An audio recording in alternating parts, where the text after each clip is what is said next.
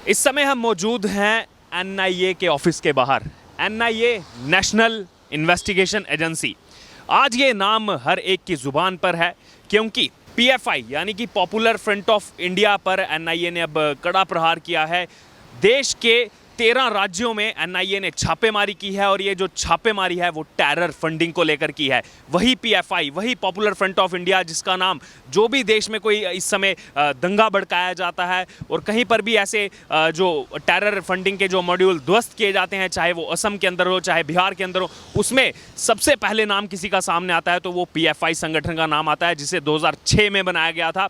और इसको लेकर अभी बात की जाए तो लगभग 100 से ज़्यादा लोगों को हिरासत में लिया जा चुका है एनआईए की तरफ से। एनआईए के साथ मिलकर जितने भी राज्यों में इस समय रेड चल रही है, वहाँ की लोकल पुलिस, पैरामिलिट्री फोर्स और साथ में ही ईडी यानी कि इन्फोर्समेंट डायरेक्टोरेट की टीम भी शामिल है। और अगर एनआईए की बात की जाए तो 200 से ज़्यादा अधिकारी इस रेड में शामिल हैं। और जो ये संगठन है पीएफआई का जो संगठन है, उसके जो चीफ हैं उनको भी ओबला सालम जो चीफ हैं इनके, उनको भी हिरासत में लिया गया है। और अगर बात की जाए दिल्ली के जो चीफ हैं परवेज़ अहमद, उनको भी हिरासत में लिया गया है। और जो दिल्ली का पीएफआई का ऑफिस है उसे सील कर दिया गया है। शाहीन बाग में ये ऑफिस है और वही शाहीन बाग जो अमानतुल्लाह खान जहाँ के एमएलए हैं, विधायक हैं, और जब दिल्ली में दंगे हुए थे उस समय भी पीएफआई का उससे लिंक सामने आया था और वहीं पर ऑफिस बनाया गया था। पीएफआई की तरफ से सेंट्रल ऑफिस बनाया गया था, जबकि पहले जो पीएफआई था वो पूरा का पूरा केरल से चलता था, लेकिन अब उसका एक सेंट्रल ऑफिस दिल्ली में बनाया गया, जिसके बाद दिल्ली में कुछ एक्टिविटीज़ देखी गई। चाहे जब वो सीएए का प्रोटेस्ट हो, जब शाहीन बाग को पूरी तरह से बंद कर दिया गया था महीनों तक, और उसके कुछ ही समय के बाद दिल्ली के अंदर दंगे भड़काए गए थे, उसमें भी पीएफआई का नाम खुलकर सामने आया था। हाल ही में अगर बता दें, पीएफआई की इतनी सारी संदिग्ध एक्टिविटीज में जो है पीएफआई का नाम सामने आया।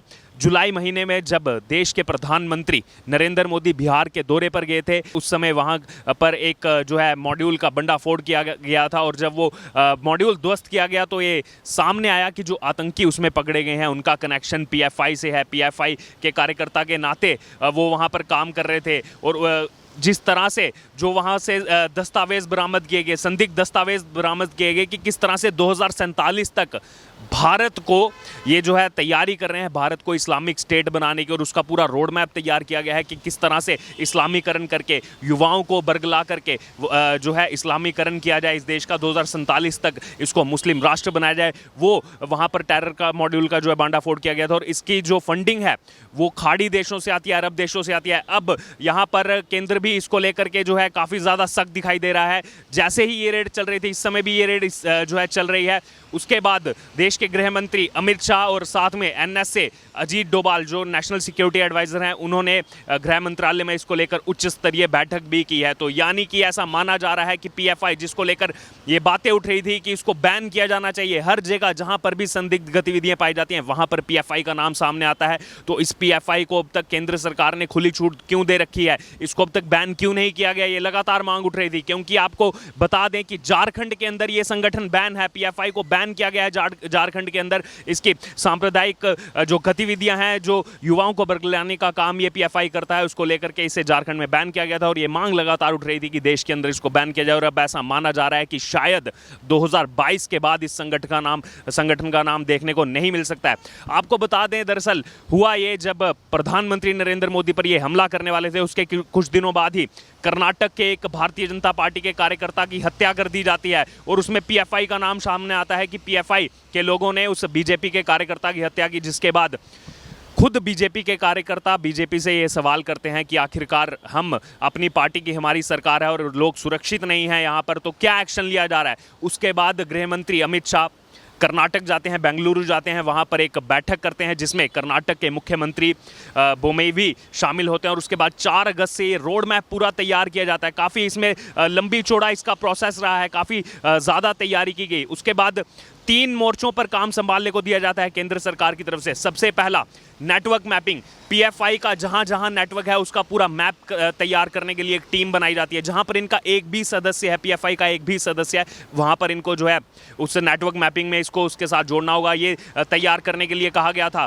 केंद्र सरकार की तरफ से। उसके बाद दूसरा, पीएफआई को इतनी फंडिंग कहां से आ रही है, और जो ये फंडिंग आ रही है वो ये माना जा रहा था कि इस फंडिंग को आतंकी ट्रेनिंग करने के लिए लगाया जा रहा है। युवाओं को बुलाया जाता है अलग अलग राज्यों से और वहाँ पर ये बरगलाया जाता है कि देखिए किस तरह से इस्लाम के खिलाफ जो है इस देश के अंदर षड्यंत्र रचा जा रहा है, झूठ उनको परोसा जाता है और इसके लिए फंडिंग जो है वो खाड़ी देशों से आती है। तो वो दूसरा जो है मोर्चा संभालने को बोला गया था केंद्र सरकार की तरफ से, वो था पीएफआई की फंडिंग को लेकर। और वहीं तीसरा जो मोर्चा संभालने के लिए कहा गया था वो उन दंगों के बारे में जहां जहां पीएफआई का नाम सामने आया या फिर ऐसी कुछ घटनाएं जहां पे पीएफआई का नाम सामने आया, उन घटनाओं में पीएफआई की क्या भूमिका रही है, जिन जगहों पर वो चीज़ें हुई हैं, चाहे फिर वो दिल्ली दंगे की बात हो या फिर उत्तर प्रदेश में जो दंगे भड़काए गए थे वहाँ की बात हो, उसमें पीएफआई का क्या रोल है, उसको लेकर के जो एक जॉइंट टीम का गठन किया गया और वो जॉइंट टीम ने जाकर के वहाँ पे रिविजिट करने की उनको तैयारी दी गई और वो 4 अगस्त को ये सब चीज़ें तैयार हुई। अब उसके 1.5 महीने के बाद आपने देखा किस तरह से 40 से ज़्यादा ठिकानों पर एनआईए ने छापेमारी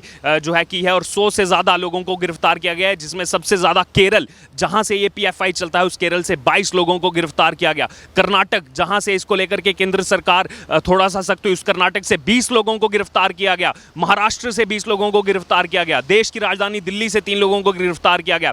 राजस्थान से 2 लोगों को गिरफ्तार किया गया। तो यहां पर पूरे देश भर में देखा जाए तो केंद्रीय एजेंसियों ने एक साथ सर्जिकल स्ट्राइक की है पीएफआई को लेकर, जिसकी काफ़ी दिनों से मांग उठाई जा रही थी। और हाल ही में आपको बता दें, कुछ दिन पहले ही पीएफआई के एक नेता, उन्होंने एक भड़काऊ भाषण भी दिया था। तो ये भड़काऊ भाषण को लेकर भी पीएफआई जो है फेमस है कि किस तरह से ये है लोगों के मन में जो है नेगेटिविटी भरी जाती है देश के खिलाफ। एक केरल के अंदर एक जनसभा को संबोधित करते हुए पीएफआई के नेता ने उस समय कहा था कि ये जो है इस्लाम के खिलाफ इस देश में चीज़ें चल रही हैं, तो आपको जिहाद के लिए रेडी रहना होगा, आप जिहाद के लिए सभी तैयार रहिए। तो उसको लेकर के तैयारी की जा रही थी और वहीं अब एनआईए ने ये कार्रवाई कर दी है। अब देखना होगा कि इसमें जो आने वाले दिनों में और क्या खुलासे देखने को मिल सकते हैं, क्योंकि कुछ दिन पहले भी तेलंगाना में, आंध्र प्रदेश में एनआईए की तरफ से इसको लेकर के जो है ईडी की तरफ से इस पीएफआई की टेरर फंडिंग को लेकर के जो है वो छापेमारी की गई थी। लेकिन अब इसमें 100 से ज़्यादा लोगों की जो है वो गिरफ्तारी हो चुकी है।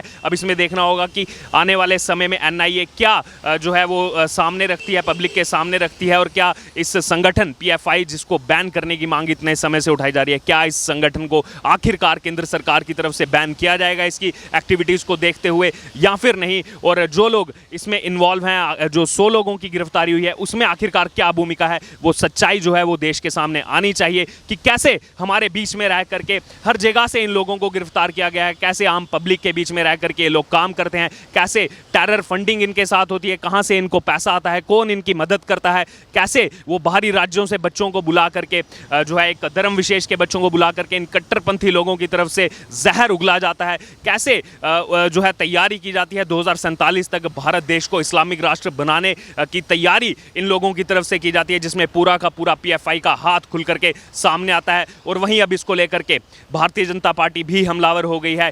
केंद्रीय मंत्री गिरिराज सिंह की तरफ से पीएफआई को बताया गया कि ये एक आतंकी संगठन है। तो अगर बीजेपी कह रही है ये एक आतंकी संगठन है, खुद केंद्र में इस समय भारतीय जनता पार्टी की सरकार है, तो क्या पीएफआई पर बैन होगा या फिर नहीं? लेकिन इस समय की बड़ी खबर, हम एनआईए के मुख्यालय के बाहर मौजूद हैं और आज एनआईए की तरफ से जो सर्जिकल स्ट्राइक की गई है देश के अंदर पीएफआई के इन तमाम ऑफिस के अंदर, चाहे फिर वो बात हो दिल्ली का ऑफिस सील कर दिया गया है, असम का ऑफिस सील कर दिया गया है, असम के जो चीफ हैं उनको हिरासत में लिया गया है, दिल्ली के चीफ को हिरासत में लिया गया है और हैदराबाद स्थित जो मुख्यालय है पीएफआई का उसको भी सील कर दिया गया है और साथ में पीएफआई के चीफ को भी हिरासत में लिया गया है एनआईए की तरफ से।